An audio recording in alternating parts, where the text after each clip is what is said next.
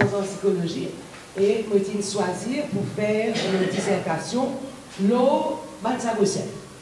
Et là, je fais un travail l'eau l'identité sociale sagossienne. Parce que des fois, dire que quand on réfugiés, forcés qu'ils ont la terre, arrivé qu'ils ont oublié leur identité, ils ont envie de joindre avec un groupe qu'il faut et qu'ils mettent l'identité de côté. Et c'est là, après Olivier, me dit ça, ils n'ont pas de problème, Françoise, ok.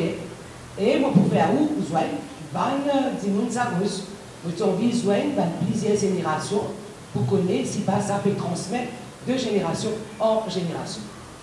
Et parmi les gens qui nous joignent, c'est non, lisez. Quand autant l'histoire lisait difficile pour pas pour. Et c'est à ce moment-là qu'ils me disent à moi-même, ces histoires-là, qui sont capables de faire pour un maximum de gens connaissent ces histoires. Parce qu'ils sont dit en 2017, beaucoup de Mauriciens, par contre, la souffrance, ça peuple chaotique.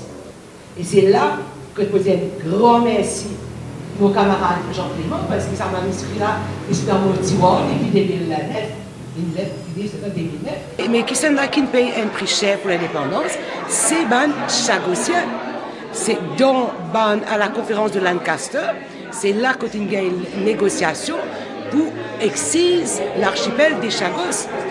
Et en anglais, c'était sur une condition qui nous ban gouvernement dans l'époque fin accepter ou fin visé accepter. Moi, mon pas rentre dans cette partie historique. Mais l'archipel Pelagos, c'est un monde qui peut rester. Mais d'après les conventions des droits humains, ou pas gagner le droit des racines un peuple.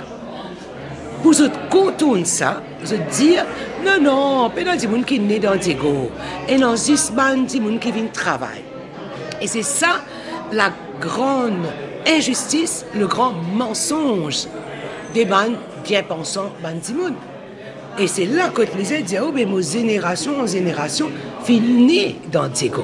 Et à la cimetière, mon ancêtre, qui l'a depuis 4-5 générations, qui manière où vient dire, pénant Dimoun qui naît dans Diego. Et sinon, pour résumer la souffrance du peuple chagossien, c'est en une seule phrase, Mazinou, quand on pour retourner la case, dire où l'endroit inventé et qui ou pas pour retourner. Et c'est là qu'il y a plusieurs chagossiens qui meurent de la, c'est ce qu'ils chagossiens appellent la sagrin. Ce mot de la sagrin, et un enfant lisait disent qui, un sur les enfants, ils meurent de la sagrin, parce qu'ils petit à petit demander, mais quand nous parlons de la case, pas pour aller la case, nous payons la case. Et donc, quand les racontent tout ça, ou pas capable de pas toucher.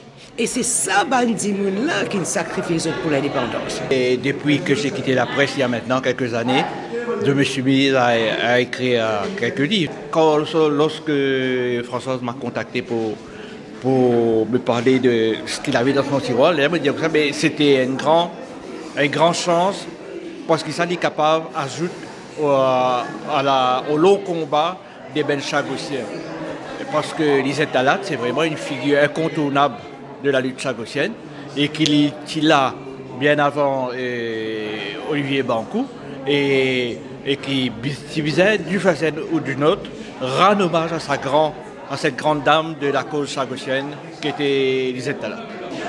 Au fait, ce qui s'est passé, c'est que Françoise écrit la partie anglaise, moi mon écrire la partie française et la partie créole.